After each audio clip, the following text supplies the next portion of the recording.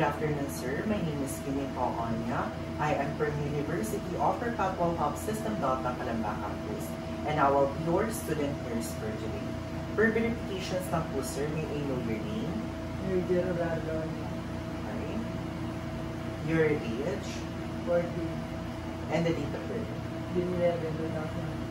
Okay, thank you so much po, sir, for providing that information. So, before we start po, I'm going to explain first the procedure to you. So today, I'll be assessing your eyes and visual acuity. And for me to be able to assess those parts, I must perform some vision tests, extraocular muscle functions, and some of the external eye structure will also be inspected and palpating in this part. Is that okay with you, sir? Yes. Ayan, thank you so much po, sir. No? So rest assured po that all of the documents that I will be noting is completely confidential between me and the attending physicians that I will be referring you to. Is that alright, sir? Yes. Thank you so much, sir. So before we start, sir, we are going to do a history taking first. So I'm going to ask you several questions po regarding po sa eyes natin and also sa history na rin po ng ating family. Okay lang po ba yun? Okay, maraming salamat po, sir. So, for the current symptoms po, meron po ba kayong nararanasan na any changes or visions po sa ating mata? No. Wala naman po. So, how about spot or flutters po na nakikita po sa mata natin? Wala po. Wala din naman po. Pag tumititig po ba kayo sa mga objects po, meron po ba kayong mga nakikitang lumulutang? Wala naman po. Wala naman po. So, have you experienced trouble seeing at night po, sa gabi po? Nahihirapan po ba kayong makakita? No po. Hindi naman po, wala naman po. How about eye pain po or pananakit ng mata? No po. Okay, thank you so much, sir, no? So, nanonood ko lang po yung mga findings natin. So, yung redness naman po or swelling in the eyes, meron po ba tayong nararamdaman sa mata natin? Wala po. Wala naman po. In the past few weeks po or months po, how have you experienced excessive watery or teary in the eye? No po.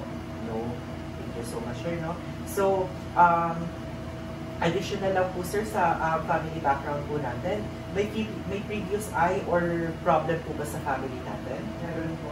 Meron. So, history of diabetes po? Meron po. Ayan, sir. Hypertension po? Meron po. Meron din po. So, nanood ko lang po, sir, no? So, eye disease po, meron po ba sa pamilya natin?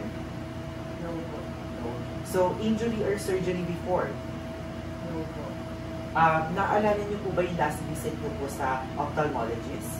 No. Hindi ko po maalala. Ayan, so okay po. May current use of medications po ba tayo? Wala po. Do we use contact lenses or eyeglasses? No po. Wala naman po. I'm going to close the curtain po first and provide privacy for the patients. And I'm going to do a proper hand hygiene to provide infectious control for my client po.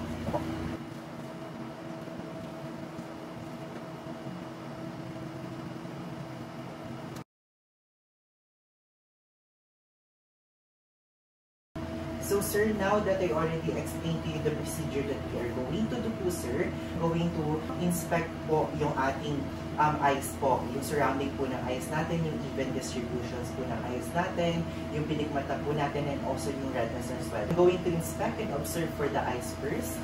Okay, sir? Okay. Sir, I'm going to inspect lang po, no? So, pwede po ba tayong mag-blink po, sir, ng mabilis? Okay, so thank you so much, sir. So, okay lang po ba na tumingin po tayo dito? Dito po. Yung eyes lang po ang galawin natin. Okay, so as I can see, sir, no, evenly naman po yung eyebrow hair distributions natin, as I can see or nakikita ko po.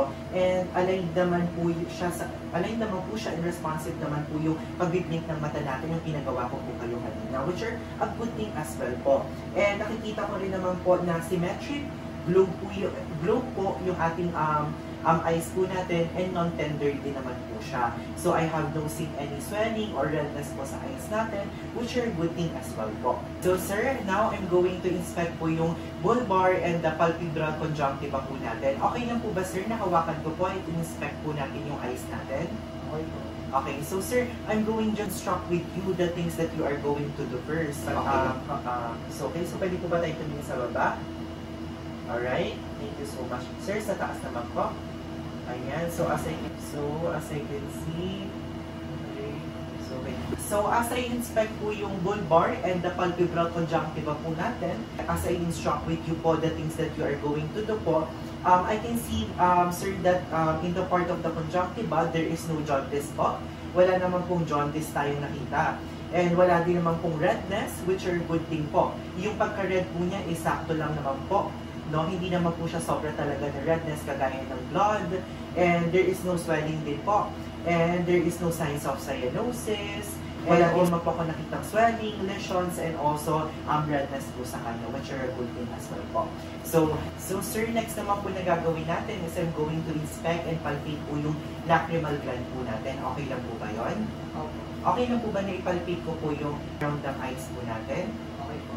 Okay, so okay lang po ba sir na pwedeng humigit po tayo so I can palpate po yung eyes natin? Okay, so yung lacrimal gland po natin? Okay, nagtanda yun naman po siya. Okay, I have seen no swelling din sir, no? Okay.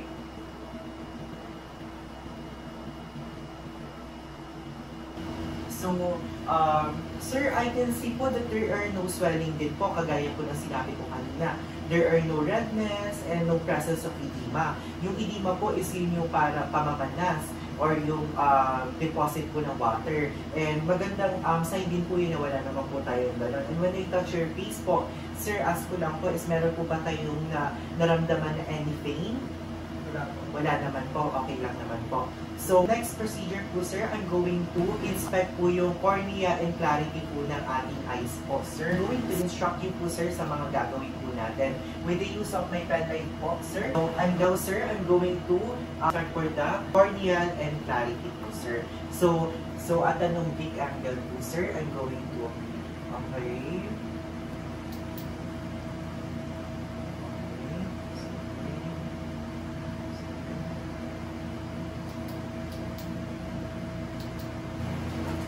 So, sir, can you stare at a distance po? Okay. Dito po tayo tingin. Okay. Yung mata po natin, doon na tingin. Okay. Okay, thank you so much, sir, no? So, I'm going to inspect lang po yung ating, ano. Okay.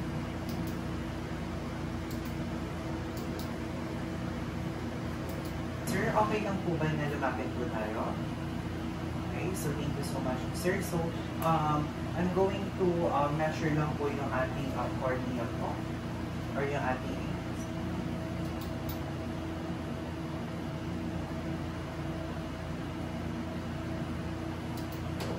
okay, thank you so much, sir.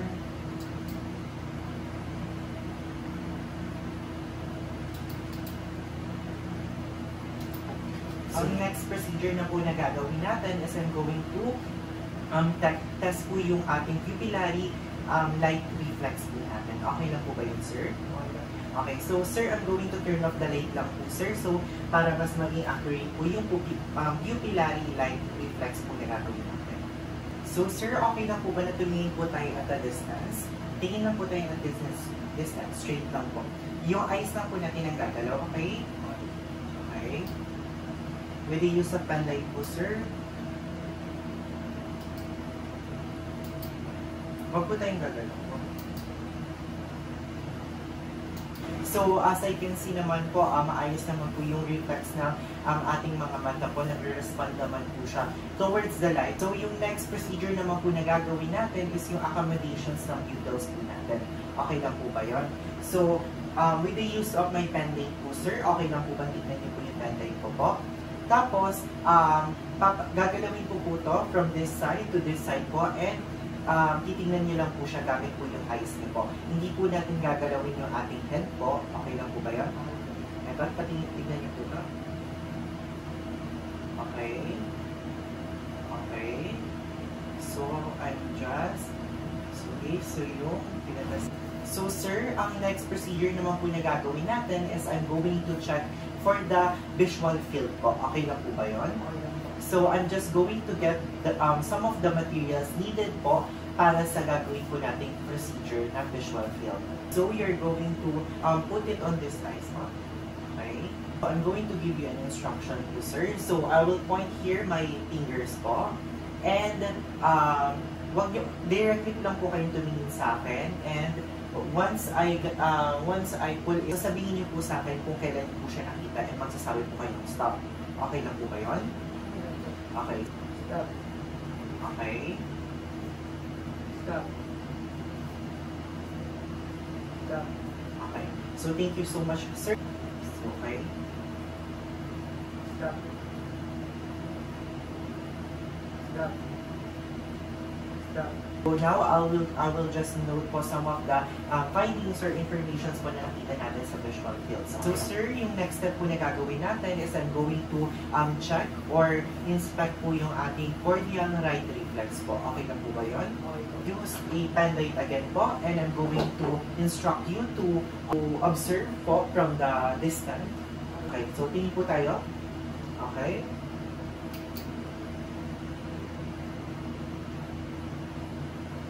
Okay.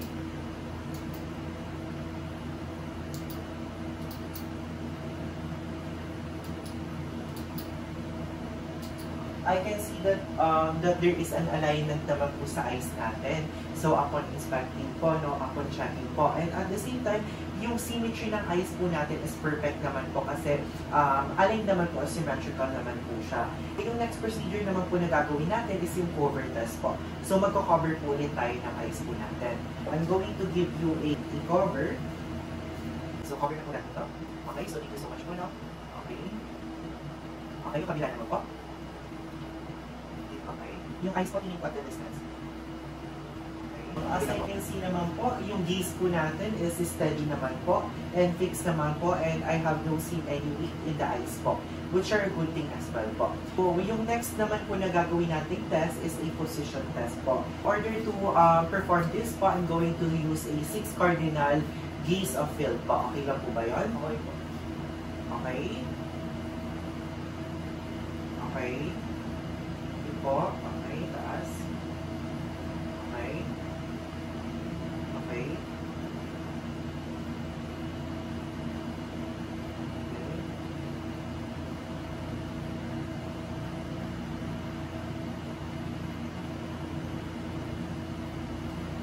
I can see po that yung head po natin is a bit moving po, no? So, ilalagay lang po natin dito. Take note of that po, no? But I did not see any weakness of the eyes po, which are a good thing po as well. So, yun naman po yung pinaka-importante doon. So, yun lang po, sir.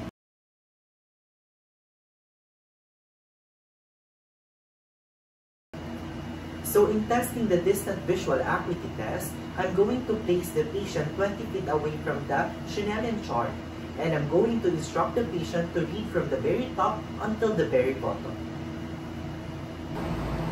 So, sir, I already placed you 20 feet away from the Schnellen chart. I'm going to instruct you, sir, to read po yung first na nakikita po natin. E. Okay, sir. Next po. E. F. B. Okay. Next po. E. O. Z. Next po. L. P. E. D. Okay. Next po, sir. E. D. C. F. D. Okay. Thank you, sir. No, next po. E. D. F. C. Z. B. Okay. Next, sir. Number 7. F. E. L. O. P. Z. B. Okay. Next, sir. E. B. F. F. O. P. D. C. Okay. Next, sir. N. E. B. O. D. F. C. D. Okay. So, thank you, sir. No? So, kaya pa ba natin yung number 10, sir? Opo. Go, sir. F. D. F. D. F. L. E. C. E. O. Okay. Next, sir. F. D. H. O. N. Ano po, sir, kung pinapabasa ko po sa inyo with your own eyes, I'm going to instruct you naman po na pwede po basahin niyo po yung own Schnellen chart po using your half of the eyes po. E. F. D. E. O. Z. L. E. E. D. Okay, sir. Go lang po. E. T. C. F. D. E. D. F. C. Z. D. F. E. N. O. P. Z. D. Okay. E. D. F. F. F. D. E. F. D. O. P. D. F. D. D. O. Z. L. E. P. D. Okay, sir. E. C. F. D. E. D. F. C. Z. F. F. E. N. O. P. Z. D. So, thank you so much, sir, for participating. No? So, now, sir, I'm going to proceed now in testing the near visual acuity test po. Okay na po ba yun? Okay. So, I'm going to give you a newspaper na pwede niyo basahin, and babasahin niyo po siya. And I'm going to grade it you po. Ito po ay tinatawag na Jigger test. Okay po yan? So, thank you so much, sir. I will just be documenting po all of the findings na nakita po natin upon testing the Shinellen chart po. Ang next procedure naman po na gagawin natin is I'm going to give you a new newspaper po, and you are going to read po. I'm going to place the newspaper po 14 inches away from you po, and babasahin niyo lang po siya. Alamin ng tungkol sa internasyonal na isabi tungkol sa himala ng Kristya na binuo at ginawa ng lingkod ng Diyos na si Carlo Acutis sa www. Iraq, Value, Kariski. Okay, sir. Kaya niyo po ba itong basahin? Ito po. Kaya po. Himalaan ng Iglistan sa mundo. Okay, sir. So, thank you so much, sir, no? So, I will be noting lang po yung findings na nakuha natin. Sir, meron po akong papakita sa inyong picture, and you are going to say po kung ano yung nakikita niyo. 42, 5, 7,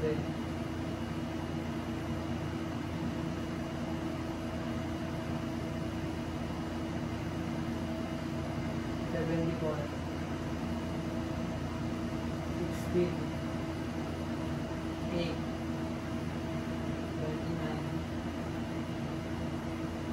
7. So much, sir, no? So lahat naman po nasagot natin sa Ishihara test na ginawa po natin.